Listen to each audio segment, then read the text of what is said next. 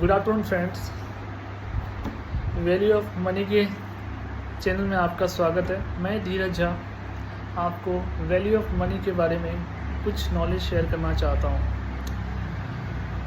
जिस टाइप की सिचुएशन है आज ग्लोबल मार्केट्स, इंडियन मार्केट्स और काफ़ी रिटेल इन्वेस्टर अपना पैसा लूज कर रहे हैं, तो मुझे लगा ये सही समय है आपको वैल्यू ऑफ मनी के बारे में समझाने का।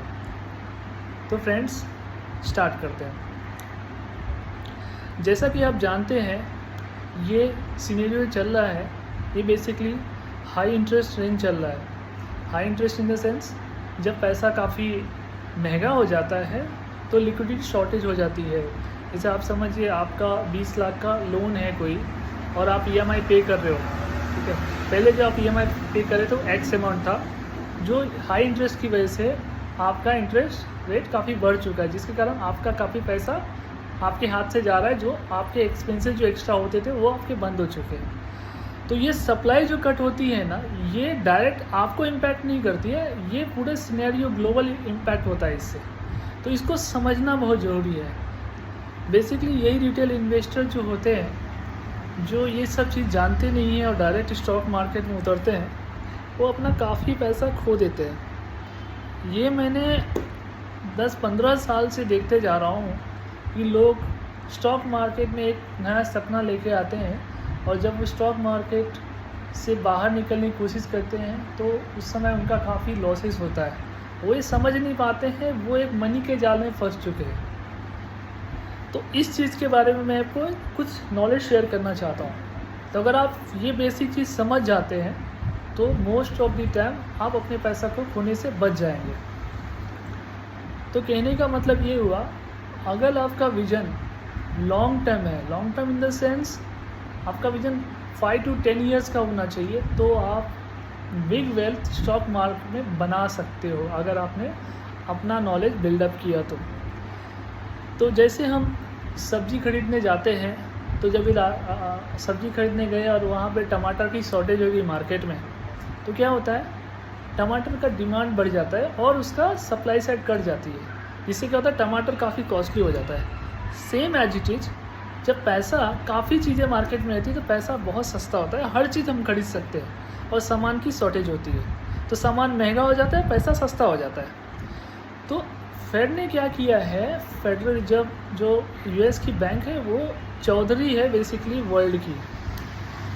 तो चौधरी इन द सेंस, जो भी हम इंटरेस्ट रेट पे करते हैं, ठीक है, वो कहीं ना कहीं डॉलर करेंसी से कनेक्टेड होता है।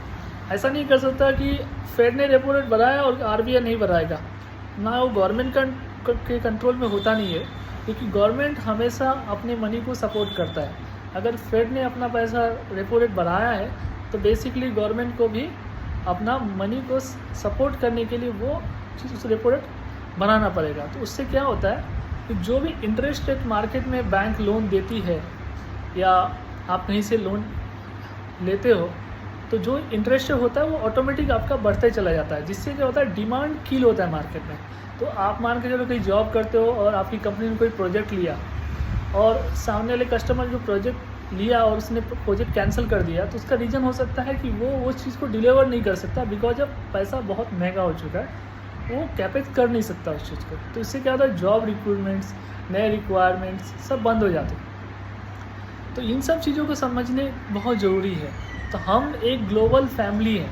अगर आप स्टॉक मार्केट को देखोगे तो हम एक ग्लोबल फैमिली है। ग्लोबल इन द सेंस, ऐसा नहीं हो सकता कि US में कुछ हुआ और आपको कुछ नहीं होगा।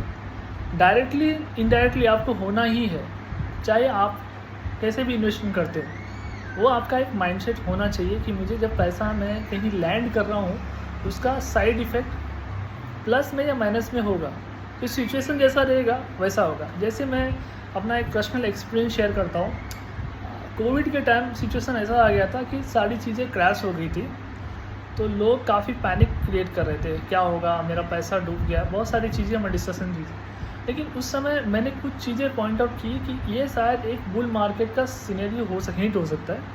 मैं अपना एक पर्सनल एक्सपीरियंस शेयर करता हूँ। जब दुनिया भर के फेडरल बैंक या सेंट्रल बैंक ने अपना रेपो रेट काटना चालू किया, तो क्या होता है, वो पैसा जैसे ही काटना चालू किया तो रेपो लोन सस्ता हो गया और लोग घरों में बैठे थे। लोग जब घरों में बैठे थे तो वो बाहर के एक्सपेंसेस तो कुछ था नहीं, तो जो भी पैसा था वो लोगों के पास बहुत ज़्यादा पैसा आ गया। और लोग एक सिचुएशन क्रिएट हुआ कि लोग वर्क फ्रॉम होम भी काम कर सकते हैं, तो सारा पैसा एक जगह जमा हो गया, लोग खर्चा करने लगे। जब लॉकडाउन हटा तो लॉकडाउन हटने से क्या हुआ कि सबके पास पैसा था, सब खर्चा करने निकल गए घर से, लेकिन उतने गुड्स जो थे, जो सामान थे, वो मार्केट में अवेलेबल नहीं थे। तो जिससे क्या हुआ, एक अलग डिमांड सामान की क्रिएट हो गई और पैसा बहुत सस्ता होने की वजह से पूरा लोड गुड्स पे आ गया, जिसके कारण गुड्स काफ़ी एक्सपेंसिव होने लगा। दूसरी चीज़ ये हुई कि दुनिया भर में ऑयल का कॉस्ट जीरो हो गया था, जो आप जानते हैं।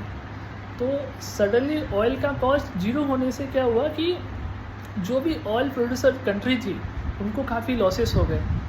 तो वहाँ से वो लोगों ने ऑयल का कॉस्ट बढ़ाना चालू किया। और आप एक सिनेरियो देख चुके हो कि रसिया और यूक्रेन का जैसे लड़ाई हुआ है, उस सिनेरियो में क्या हुआ है कि क्रूड ऑयल का भाव काफ़ी बढ़ चुका है। क्रूड ऑयल का भाव बढ़ने से इशू ये हुआ है कि यूरोप कंट्री को जितने भी गैस ऑयल मिलते हैं वो रसिया से मिलते हैं। तो रसिया पे सैंक्शन लगने की वजह से, काफ़ी डॉलर सैंक्शन, ये सैंक्शन लगने की वजह से और यूरोपियन कंट्री में काफ़ी इम्पैक्ट चालू हो गया। और वो लोगों ने जो बोरो किए थे पैसे, इन्फ्लेशन हाई हो गया। तो उस सिनेरियो में क्या हुआ, रेपो रेट बढ़ने से डिमांड किल होना चालू हुआ। एक तो इन्फ्लेशन है ही, साथ साथ से जो मनी सप्लाई था वो भी कट होना चालू हुआ, दोनों साइड से मार पड़ी। तो सिचुएशन काफ़ी डमाडोल हो चुका है। तो इस सिनेरियो में आपको एक पॉइंट ऑफ व्यू मेरा ध्यान देना पड़ेगा। सिचुएशन जितना भी क्रिटिकल होता है, सिचुएशन हमारा जितना भी क्रिटिकल होता है, अपॉर्चुनिटी उतनी ही बड़ी होती है। ये आप 2008 के क्राइसिस देख ले या उससे पहले क्राइसिस देख ले, सिनेरियो सब जगह एक ही है। मनी सप्लाई को समझना ज़रूरी है। तो आप इस चीज़ को समझेंगे तो स्टॉक मार्केट आपके लिए एक बहुत ही ईजी हो जाएगा और मोस्ट ऑफ द टाइम आप प्रॉफिट गेन करेंगे। हम किसी और टॉपिक पर भी वीडियो बनाना चाहेंगे, फ़िलहाल इस टॉपिक को हम यहाँ पे ख़त्म करते हैं। Thank you.